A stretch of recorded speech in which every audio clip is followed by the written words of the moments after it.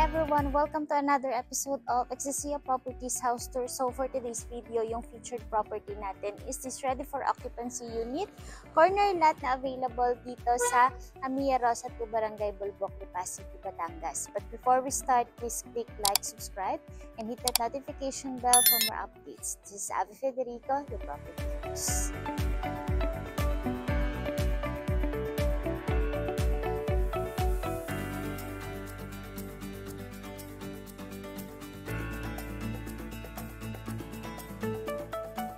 For this ready for occupancy unit, yung lot area nito is 105 square meters and then yung floor area nito is 88 square meters. Ayan, corner lot to and ang lapit lang nito sobra sa ating gate since pangalawang block ito from our main gate dito sa Amia Rosa 2. And dito tayo sa area na to. Ito yung ating garage area yan, covered garage yan.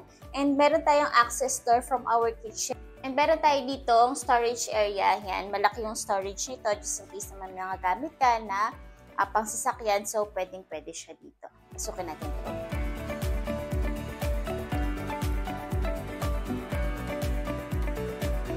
Ang maganda sa unit na to, ito ay morning sun or facing east siya. And yun nga, corner lot, isa pa yun sa advantage.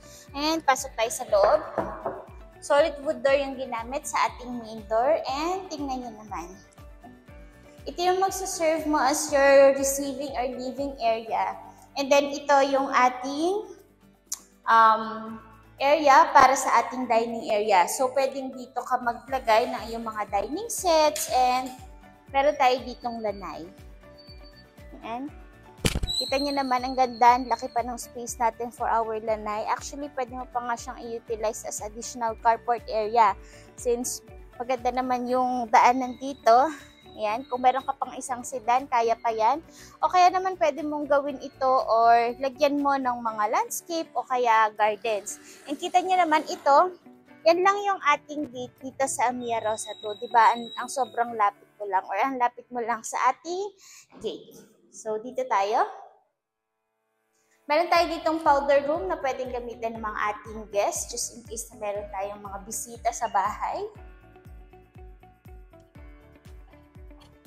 And ito yung ating kitchen area. Diba? Ang ganda. Medyo tago yung kitchen natin.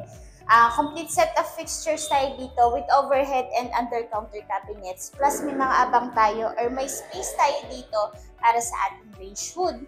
And itong pinto na to, ito yung access door natin from our dining yan.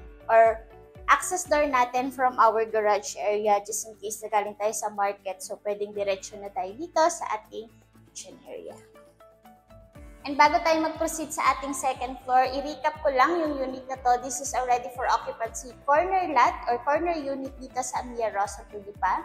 Yung lot area nito is 105 square meters and then for the floor area is 88 square meters. Meron tayo dong carport or car garage area, living area, dining. Meron tayong powder room, kitchen. And meron tayong lanay area na pwede mo rin naman siyang i-convert as additional carport o kaya naman garden. Tara sa second.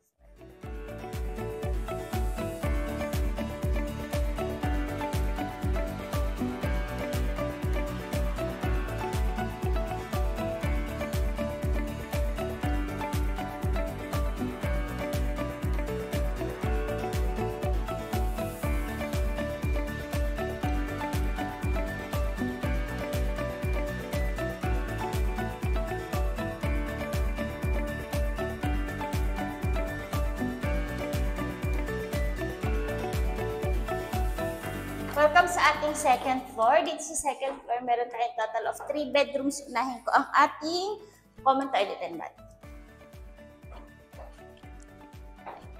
Ito yung ating common toilet and bath. Yan, okay din naman yung space niya and naka-tiles tayo more than half. Yan, para sa reference nyo, yung height ko pa rin is 4'11". Hindi pa rin yung nadadagdagan and halos ka-level ko yung ating tiles. So, complete set of fixtures to and naka-PVC door tayo dito. Dito tayo. Yung ating first bedroom dito sa second floor. Kita nyo naman, may malaki tayong bintana dito sa natural sunlight dito sa room na to. Ayan. And malaki din yung bintana for proper ventilation.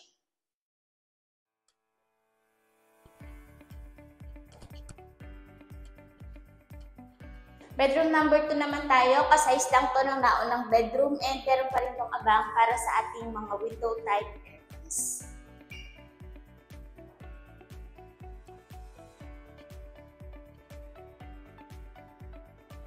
And ito yung ating master's bedroom. Yan, malaki naman yung space natin. Para sa reference nyo, kaya dito kahit mga queen size bed. Yan, malalaki yung bintana natin dito. So, may additional bintana pa tayo dito. So, pwede mo na lang siyang lagyan ng iyong wheel. Dini naman tayo sa ating master's toilet and bath o sa ensuite toilet and bath na ating master's. Complete set of fixtures pa rin, naka-tiles or naka-almost half yung ating tiles. And then tayong water closet and lavatory.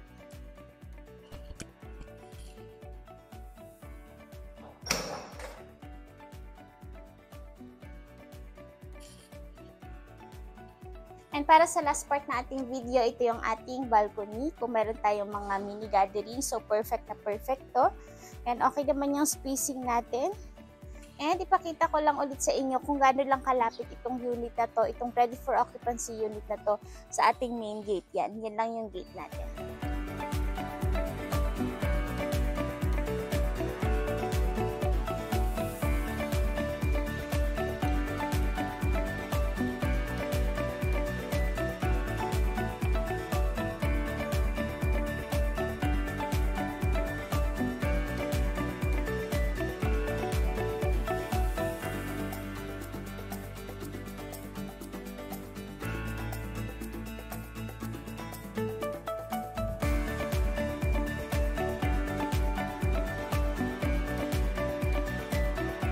Kaya kung nagustuhan mo itong ready for occupancy unit na to or naghahanap ka talaga ng ready for occupancy unit dito sa Lipa City, Batangas, ilalagay namin dyan sa description box yung full details at ang aming contact numbers. Thank you for watching!